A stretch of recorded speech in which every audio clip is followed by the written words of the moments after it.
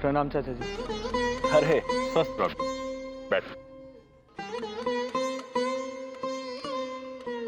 माथे पर चिंता की रेखाएं, आंखों में बेचैनी, क्या बात है बेटा? कोनो दुविधा है का? कुछ ऐसा ही समझ लीजिए चाचा जी।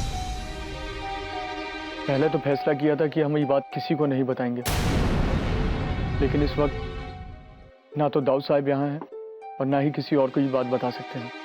दाऊद साहब तो जमुनिया के लिए मंगल कामना की पूजा करने उज्जैन गए हैं, इसलिए हमने सोचा कि आप ही के पास आ जाए। लगता है कोनो गंभीर विषय है। जी चाचा जी, पहले तो सोचा था किसी को नहीं बताएंगे, लेकिन पता नहीं क्यों आप पर इतना विश्वास है कि सोचा कि जाके आपसे मशवरा ले लेते। हाँ तो बोलो ना बेटा, बात क्या है? चाचा जी, हम सब जानते हैं कि जमुनिया पर हमला हुआ है। कुछ लोग समझते हैं कि ये इस हवेली का शाप है और कुछ लोगों को लगता है कि किसी दुश्मन का काम है, लेकिन सच्चाई ये है कि ये किसी दुश्मन का नहीं, हमारे परिवार के ही एक सदस्य का काम है। का कह रहे हो जय? ये बात सुनने में थोड़ी अजीब सी लग सकती है, लेकिन इस बात का सबूत है मोर पास। ये देखिए,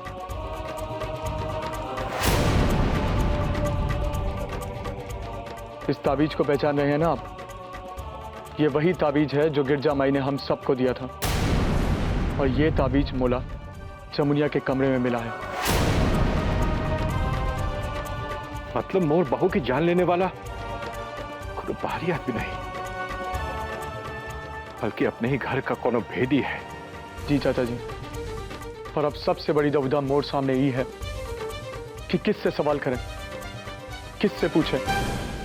एक पल को तो जमुनिया की हालत देखकर मन कठोर कर लेते हैं, लेकिन दूसरे ही पल अपनों को सामने देखकर टूट से जाते हैं।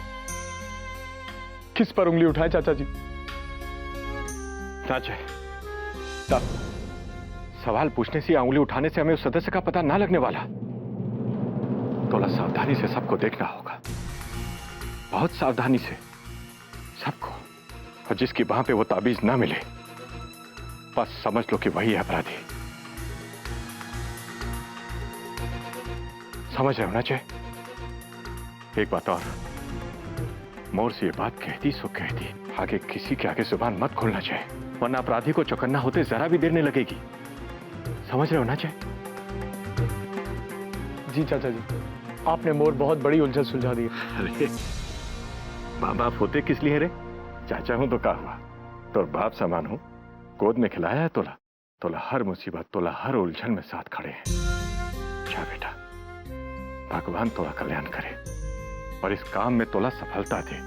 जी चाचा जी, सफल तो मोला इस काम में हर हाल में होना ही होगा।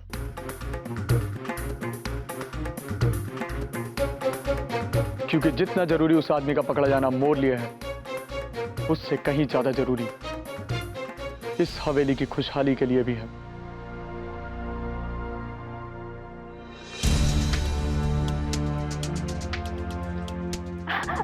अरे जय बाबू, रुको तो। हाय रे दैया, ये फूल सा चेहरा कैसे मुरझा गया है? और ये सब किसका किया धरा है पता है? उस भगवान का। पता है अभी हम कहां से आ रहे हैं? लड़ कर आ रहे हैं। हाँ, मंदिर में गए थे बकायदे लड़ने। किसी आदमी या पुजारी से नहीं, शंकर भगवान जी से। देखो, जल तक नहीं चढ़ाया हमने शिवलिंग पे। अरे काहे चढ़ाए? इतनी प्रार्थना करने के बाद भी और बच्चों के साथ ऐसा हो रहा है, तो काहे करें हम उनकी पूजा? अरे जय बाबू, ऐसे पूरे भी ना कहा जा रहे हैं। मैं जानती हूँ ये बात तोर कलेजे पर तीर से चुभ रही होगी, पर का कर, तोरा से प्यार जो करते हैं, अब अपने दिल का दर्द बांटने की जरूरत तो महसूस होती होगी। अब हम तो ठहरे तोर मामी, अब हमसे कहाँ खाओगे? ये सब बात तो अपने हम उम्र के साथी से ही कही जाती है। वैसे बटोरी तोर बहुत चिंता करती है, हमेशा कहती रहती है, अम्मा जय बाबू कितने कमजोर हो गए हैं, ठीक से खाते पीते भी नहीं है। तो कहती हूँ जय बाबू, तोरी से अपने दिल का हाल बांट लिया करो, इससे दिल भी हल्का रहेगा और आप खुश भी रहोगे। ऐसे उदास रहना अच्छी बात नहीं है जय बाबू।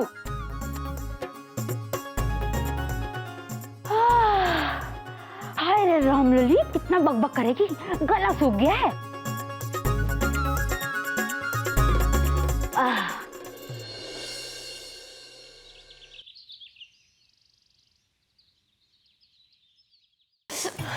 अरे अम्मा जरा धीरे से कर। अरे भैंस को खूंटे से नहीं बांध रही है, मोट चोटी बांध रही है, जरा आराम से कर अम्मा। हाँ हाँ, तू भी ना आराम से जाके जय बाबू से बात करना, ये ना जाके चटर पटर बन जाना। मोहिनी मंत्र बंद कर उनके कॉलेज में घुस जाना। देख अम्मा, ये काम में हम पीछे ना रहने वाले, पर हाँ वो जय बाबू है ना, जमुनिया के नाम का मंत्र जपते रहते हैं बस। अरे तू फिक्र ना कर, ऐसी बात ना कान पे फूंक कर आई हो ना, अब तक तो दिल पर बैठ गई होगी। बस जल्दी से जाकर तू भी उनके दिल पर बैठ जा, फिर तो इस महल से हमको कोई नहीं ला सकता, हमारा ही राज होगा इस महल में।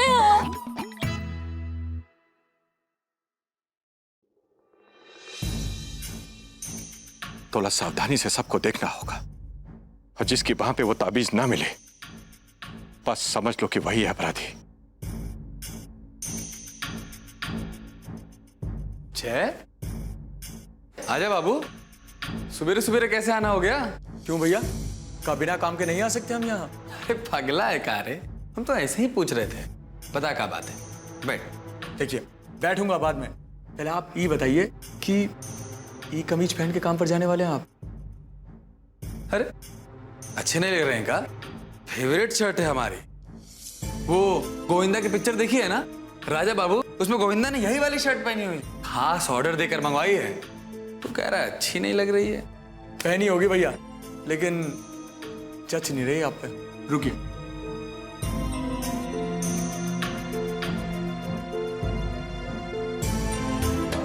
ये देखिए कितनी प्यारी शर्ट, इसे पहन कर जाइए, फिर लगेंगे एकदम राजा बाबू। सही बता। अब तू टेंशन ना ले, तो राजा बाबू के पास पैसा बहुत है, और वैसे भी बड़े बुजुर्ग ये कहकर गए हैं कि कपड़े दूसरों के पसंद के और भोजन अपनी पसंद का। इसी को पहन लेते हैं, पकड़।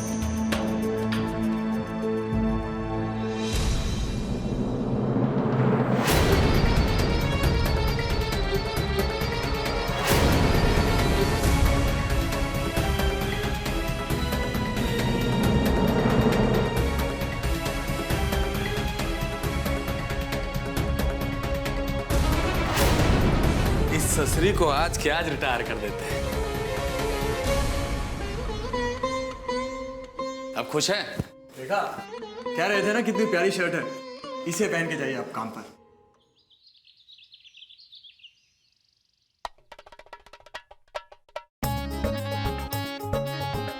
जय बाबू तो यहाँ ही आ रहे हैं, कैसे पटाऊं, क्या करूं,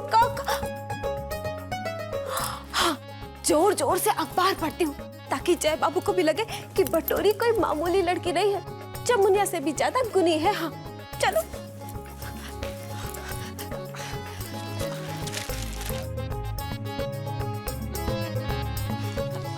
अरे ये मुआ अखबार है कि थाने की किताब, जहाँ देखो वहाँ खून खराबा ही लिखा हुआ है। बाप ने बेटी को मारा, हलवाई की दुकान में चोरी हो गई, जीजा अपनी साली को लेकर भाग गया, पान वाली की लुगाई चाय वाले की बच्चे की माँ बन गई। अरे ये कोई खबर है का? कोनो ढंग की खबर हो तो पढ़े भी सही।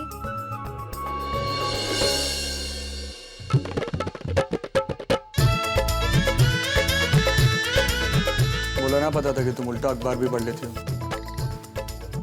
हाय दया, मैं तो सीधा सीधा ही पढ़ रही थी, जाने कब हाथ मुड़ा और अखबार भी। हितला गांव में आयुर्वेदिक अनुसंधान केंद्र के उद्घाटन हेतु मशहूर आयुर्वेदाचार्य नारायण शास्त्री आमंत्रित। हितला गांव में आयुर्वेदिक अनुसंधान केंद्र के उद्घाटन हेतु मशहूर आयुर्वेदाचार्य नारायण शास्त्री आमंत्रित।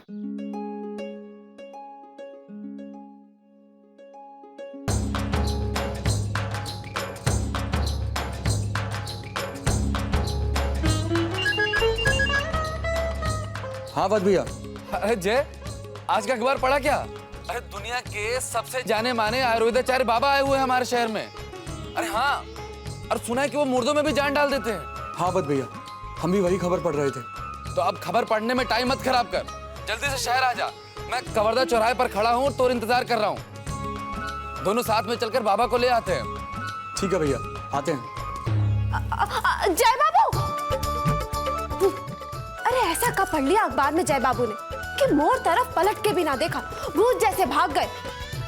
ये अम्मा भी ना, अगर अम्मा की बात मानते रहे ना तो एक दिन कवारी लाश ही उठेगी मोर। हाँ,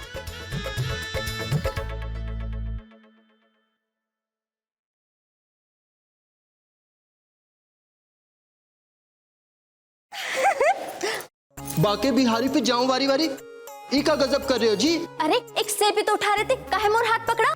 अरे तो शुक्र मनाओ कि हम हैं, इसलिए हाथ ही पकड़ा। अगर ये दाऊद साहब ने देखा होता ना तो सीधे हाथ कटवा देते तो। अरे ऐसे कौन से लाट साहब का नाश्ता था जो एक सेब ना खाते तो सांस अटक जाती? अरे ऐसा ही समझो, ये नाश्ता आदेश बाबू का है। उन्हें हर चीज पूरी चाहिए। अगर सेब कम हुआ ना तो पूरा कोहराम मचा देंगे वो। अच्छा छोड़ो छोड़ो, ये बताओ कि आदेश साहब कौन है? मुझे तो कभी ना दिखाई दे यहाँ पर। ये आदेश बाबू दाऊद साहब के बेटे हैं, बली बाबू से छोटे। सच्ची? कितने छोटे? ब्याह हुआ है कि उनका? अभी सवाल जवाब का वक्त ना है मेरे पास, 1000 काम पड़े हैं इन नन्ही सी जान पर। चलो हटो, अभी नाश्ता देना आदेश बाबू को। दाऊद साहब के छोटे बेटे और बल्ली बाबू के छोटे भाई। वारे वाह चटोरी, तो किस्मत ही खुल गई। कुछ ज्यादा छोटे हुए तो उन्हीं को फांस लेते। भटोरी दीदी को जय जयकार करने दो जय बाबू की, और हम चले आदेश बाबू के आदेश सुनने। बाके बिहारी पे जाऊं वारी वारी। आदेश बाबू, ये दूध पी के खत्म करो ना, काहे इतनी जिद कर रहे हो? बोला ना, बोला दूध नहीं पीना, जाओ यहाँ से जाओ। हाँ हाँ चले जाते हैं, इतनी मिन्नत करने पर भी नखरे कम नहीं होते तुम्हारे। ये दूध रखा है, पीना हो तो पीना, नहीं तो फेंक देना। निगोड़ा कहीं का, जितना ख्याल रखो उतना काटने को दौड़ता है।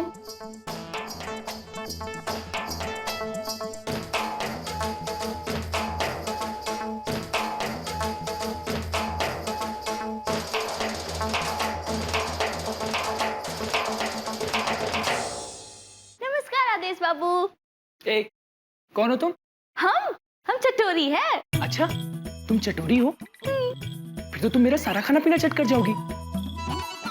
हम तो कुछ नहीं देंगे। अरे ना ना, हम वो वाली चटोरी नहीं है, वो नाम चटोरी है। वो कहा है ना कि बचपन में हम थोड़े चटोरे थे, इसलिए वो नाम ही चटोरी रख दिया। अच्छा आओ आओ, वो नाम आदेश है। आदेश? अच्छा, आपको दूध नहीं अच्छा लगता ना? जी जी, बहुत गंदा होता है। सच? आपको पता है मुला को भी नहीं पसंद, एकदम छी छी। सच्ची? राम कसम। अच्छा आदेश बाबू, और आपको क्या पसंद है? मुला? मुला बाहर घूमना पसंद है, और खुला आसमान, पेड़ पौधे, फूल, और हाँ दोस्त। ये तो बड़े प्रेम प्रीत वाले लगते हैं, इन्हें तो शीशे में उतारना ही होगा। अरे वाह, आपको पता है मुला भी ना खुला आसमान, पेड़ पौधे ये सब बहुत पसंद है। अरे वाह, ये तो बहुत अच्छी बात है। चटोरी, तुम मेरी दोस्त बनोगी? दोस्त? तोर दोस्त? अरे काहे नहीं बनेंगे? अरे वाह, आज से हम अच्छे वाले दोस्त। हाँ हाँ, चलो मिलाओ हाथ। हाँ। ऐसे नहीं, ऐसे।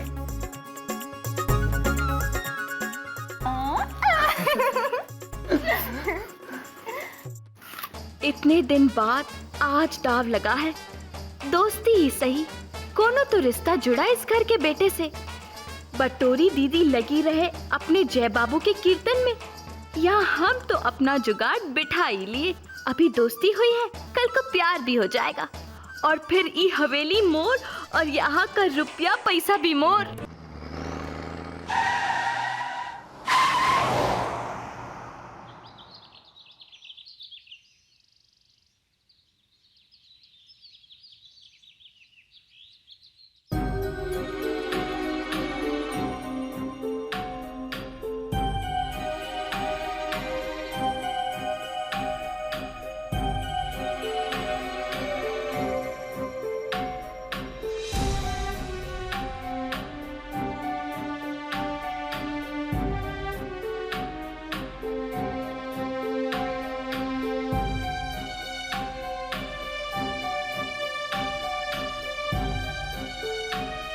क्या हुआ वैद्य जी? सब ठीक तो है ना? देख रहे हैं आप?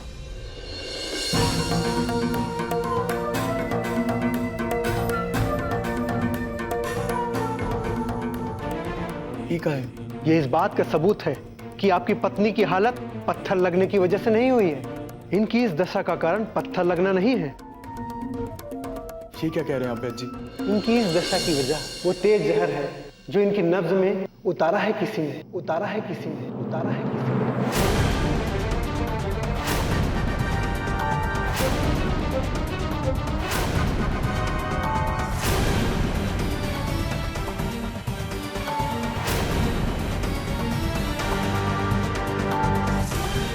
ऐसा कैसे हो सकता है वैद्य जी? ऐसा हो सकता है नहीं बेटा, ऐसा हुआ है। ये तो बच्ची की खुशकिस्मती है कि प्रभु ने अभी तक इसकी सांसों को जिंदा रखा है।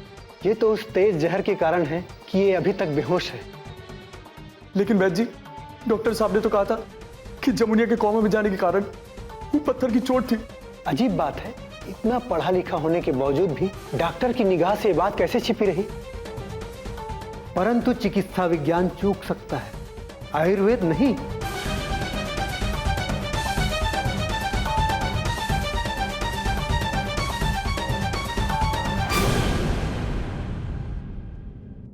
अगर अब भी हमारी बात पर विश्वास नहीं है तो बच्ची की खून का जांच करवा लीजिए, अभी साबित हो जाएगा।